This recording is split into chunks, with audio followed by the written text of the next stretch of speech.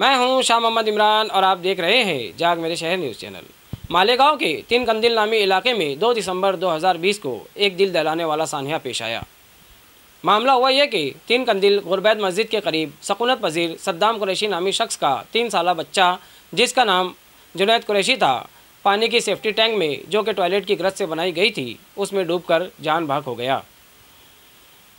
हुआ यह था कि जुनैद कुरैशी सुबह 9 बजे से ही लापता था।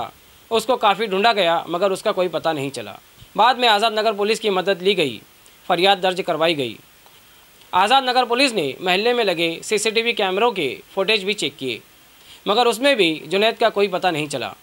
बाद में शाम के 5 बजे के आसपास जुनैद को सेफ्टी टैंक में ढूंढा गया, तब वहां उसे डूबा हुआ पाया गया। जुनैद को इलाज की गर्ज से एक प्राइवेट अस्पताल ले जाया गया मगर वहां उसे डॉक्टर ने मुर्दा करार दिया। यह इन्फॉर्मेशन हमें शेख शफीक एंटी करप्शन ने दी है। देखते रहिए जाग मेरे शहर न्यूज़ चैनल, कैमरामैन अमानुल्लाह के साथ। ऐसे ही अवामी बेदारी वाले वीडियोस देखने के लिए हमारे न्यूज़ चैनल को सब्सक्राइब करें और बेल आइकन के बटन पर क्लिक करके ऑल का ऑप्शन सिलेक्ट कर लें ताकि हमारी हर वीडियोस की नोटिफिकेशन आपको मिलती रहे।